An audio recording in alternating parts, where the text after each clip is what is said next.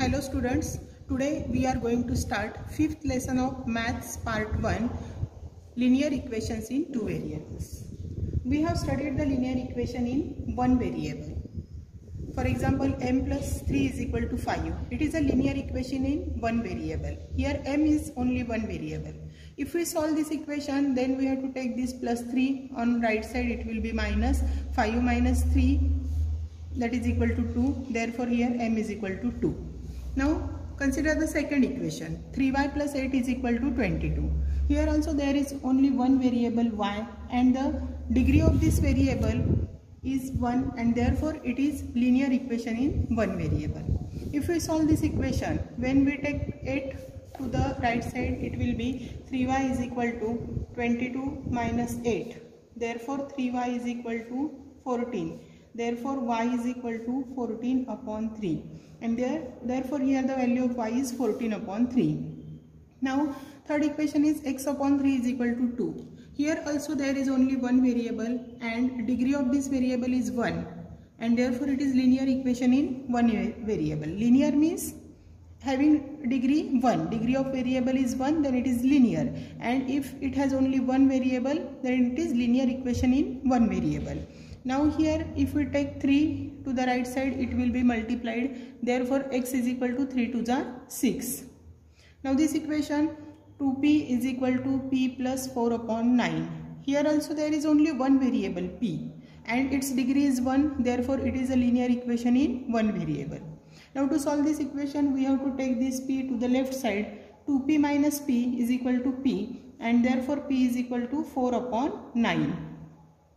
Now we have also studied some problems involving one variable, such as this question, which number should be added to 5 to obtain 14. 5 मध्ये कुठला number add केला तर आपल्याला 14 मिळेल. मग तो नंबर आपल्याला माहिती नाही, तो आपण x मानला. मग x 5 मध्ये ॲड केला, that means x plus 5 is equal to 14. हे इक्वेशन सॉल्व केलं तर हा प्लस 5 इकडे जाऊन मायनस होईल 14 मधून. 14 मायनस 5 केलं तर 9 येईल. x इज इक्वल टू 9 आलं, that means 9 should be added to 5 to obtain 14. तसंच आपण अशाही प्रकारचे क्वेश्चन्स सॉल्व केलेले आहेत. Which number should be subtracted from 8 to obtain 2. 8 मधून कुठला नंबर सबट्रॅक्ट केला तर 2 मिळेल. मग तो जो नंबर सबट्रॅक्ट करायचा तो आपण y मानला. So 8 minus y is equal to 2. Equation solve केलं तर हा 2 इकडे येऊन मायनस होईल, म्हणजे असं मिळेल आपल्याला 8 मायनस 2 इज इक्वल टू, हा मायनस 5 इकडे जाऊन प्लस होईल, म्हणजे 8 मायनस 2 केलं तर 6 मिळेल. Therefore y is equal to 6. तर हे सगळे इक्वेशन्स जे आपण आत्ता बघितलेत त्याच्यामध्ये व्हेरिएबलची डिग्री 1 आहे, त्याच्यात एकच व्हेरिएबल आहे आणि म्हणून त्यांना आपण linear equations in one variable असं म्हणणार आहोत. आता आपल्याला लिनियर इक्वेशन्स इन 2 व्हेरिएबल्स बघायचं आहे. त्याच्यासाठी आपण एक एक्झाम्पल बघूया. Find 2 numbers whose sum is 14. आता हे 2 नंबर्स आपल्याला ज्यांची सम 14 आहे असे फाइंड करायचे असतील तर ते नंबर माहिती नाही आहेत आणि हे 2 नंबर आहेत, म्हणून आपण त्याला व्हेरिएबल्स 2 वेगळे मानूया. एका नंबरला x मानू, दुसऱ्या नंबरला y मानू, तर आपल्याला मिळेल x plus y is equal to 14. हे आपल्याला इक्वेशन मिळालं. याच्यामध्ये प्रत्येक व्हेरिएबलची डिग्री 1 आहे आणि 2 व्हेरिएबल्स आहेत आणि म्हणून हे लिनियर इक्वेशन इन 2 व्हेरिएबल्स आहे. त्याचप्रमाणे समजा आपण हे नंबर शोधण्याचा प्रयत्न केला तर आपल्याला डिफरंट पेअर्स मिळतील की x ची व्हॅल्यू आपण सपोज 1 घेतली तर y आपल्याला किती मिळेल 13, म्हणजे 1 13 ही एक पेअर झाली. किंवा x ची व्हॅल्यू आपण 4 घेतली तर y 10 मिळेल, ही दुसरी पेअर झाली. सपोज आपण x ची व्हॅल्यू 8 घेतली तर y आपल्याला 6 मिळेल. x ची व्हॅल्यू आपण 0 घेतली तर y 14 मिळतील. अशा आपल्याला किती पेअर्स मिळू शकतील की ज्या 2 नंबर्सची सम 14 आहे, तर असे आपल्याला इन्फिनिट पेअर्स मिळू शकतील. यातली पहिली व्हॅल्यू ही x ची असते आणि दुसरी व्हॅल्यू ही y ची असते. मग अशा प्रकारचं जे इक्वेशन आहे ज्याच्यामध्ये 2 व्हेरिएबल्स आहेत आणि प्रत्येक व्हेरिएबलची डिग्री 1 आहे, त्याला आपण लिनियर इक्वेशन इन 2 व्हेरिएबल्स असं म्हणणार आहोत. आता सपोज आपण 2 नंबर्स असे घेतले की find 2 numbers such that their difference is 2. आता डिफरन्स 2 आहे असं आपण मानलं, त्याच्यातला ग्रेटर नंबर सपोज आपण x मानला आणि स्मॉलर नंबर y मानला तर x minus y is equal to 2. हे आपल्याला एक लिनियर इक्वेशन मिळालं, लिनियर इक्वेशन इन 2 व्हेरिएबल्स. मग आता ह्या डिफरंट पेअर आपण फाइंड केल्या. सपोज x ची व्हॅल्यू आपण 100 घेतली तर y आपल्याला 98 मिळेल. 100 मायनस 98 इक्वल टू 2. किंवा x ची व्हॅल्यू आपण 10 घेतली तर y किती मिळेल आपल्याला मग 10 - 8 = 2 म्हणजे y आपल्याला 8 मिळाला. x ची व्हॅल्यू आपण 8 घेतली तर y आपल्याला 6 मिळेल. x ची व्हॅल्यू आपण सपोज कुठली एखादी व्हॅल्यू सपोज 9 घेतली तर y आपल्याला 7 मिळेल. अशा आपल्याला इन्फिनाइट नंबर ऑफ पेअर्स मिळतील. मग आता हे दोन इक्वेशन आपण बघितले तर याच्यामध्ये एक पेअर कॉमन आहे बघा, 8, 6 ही दोन्हीमध्ये कॉमन आपल्याला सोल्युशन मिळालेलं आहे. म्हणजे 8, 6 ही एकच कॉमन सोल्युशन आहे या दोन इक्वेशनमध्ये की जे सोल्युशन दोन्ही इक्वेशनला सॅटिस्फाय करतं. म्हणजे याला युनिक कॉमन सोल्युशन आहे. ह्या बोथ इक्वेशनला युनिक कॉमन सोल्युशन आहे. मग असे जे इक्वेशन्स असतात या इक्वेशन्सला म्हणायचं simultaneous equations. So we can say that when we consider two linear equations in two variables simultaneously, म्हणजे दोन linear equations एकाच वेळी आपण कन्सिडर केले and we get unique common solution आणि त्या दोन्हींचं युनिक म्हणजे एकच सिंगल कॉमन सोल्युशन मिळालं, then such set of equations is known as simultaneous equations. तर असे दोन इक्वेशन्स असतील त्यांना सायमल्टेनियस इक्वेशन्स म्हणायचं.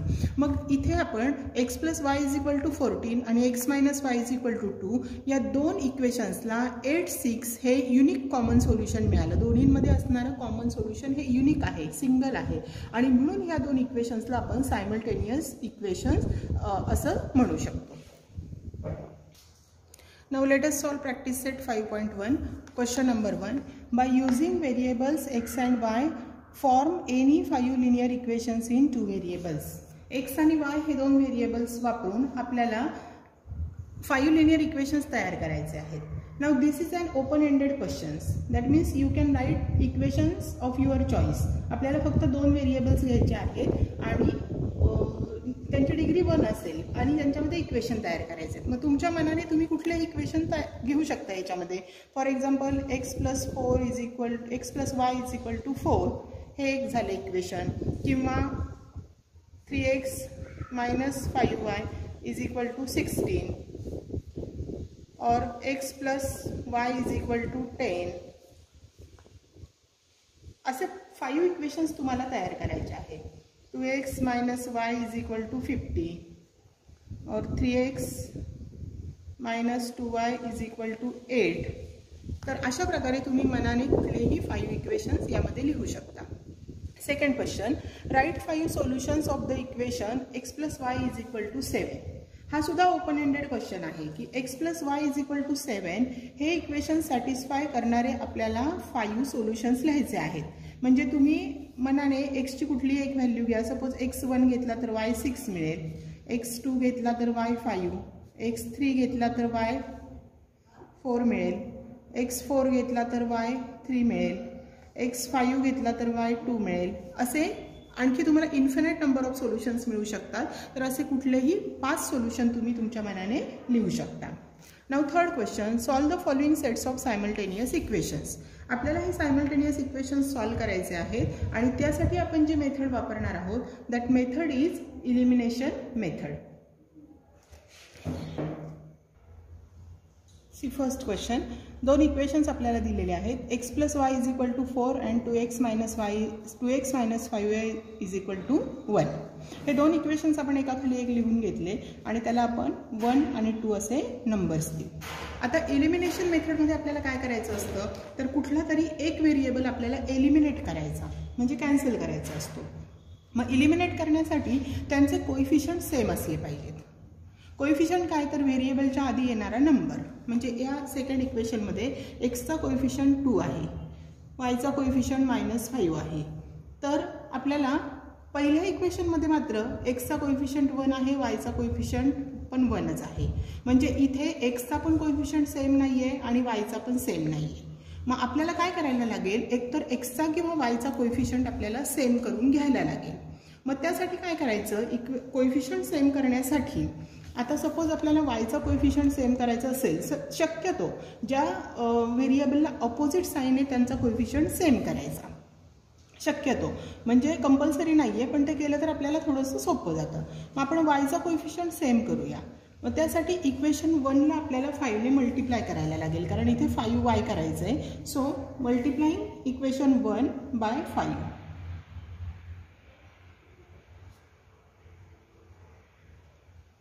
मग प्रत्येक टर्मला मल्टिप्लाय करायचं. मग आपल्याला कसं मिळेल? पहिल्या टर्मला मल्टिप्लाय केलं तर 5x plus 5y is equal to 5 4 जा 20. याला आपण 3 नंबर देऊया. आता हे आलेलं जे इक्वेशन 3 आहे आणि इक्वेशन 2 जर आपण बघितलं तर याच्यामध्ये वायचा कोएफिशियंट सेम आलेला आहे 5, फक्त साइन अपोजिट आहे. मग जर साइन अपोजिट असेल तर दोन इक्वेशन ॲड करायचे आणि साइन जर सेम असेल तर सबट्रॅक्ट करायचं. मग इथे आपण इक्वेशन 2 आणि 3 ॲड करूया. So adding equation 2 and 3, adding equation 2 and 3. त्यासाठी आपण दोन्ही इक्वेशन्स परत लिहून घेऊया. इक्वेशन 2 आहे 2x minus 5y is equal to 1 आणि इक्वेशन 3 आहे 5x plus 5y is equal to 20. हे दोन्ही ॲड करायचे आहेत म्हणून इथे आपण प्लस साईन लिहिलं आहे. ॲडिशन केल्यानंतर हा 7x होईल, हा minus 5y plus 5y cancel होईल आणि 20 प्लस 1 ॲड केलं तर 21 होईल. Therefore x is equal to 21 upon 7. 7 1 jar 7 3 jar. Therefore x is equal to 3. x ची व्हॅल्यू आपल्याला 3 मिळालेली आहे. आता आलेली ही x ची व्हॅल्यू आपण इक्वेशन 1 मध्ये ठेवूया. Therefore substituting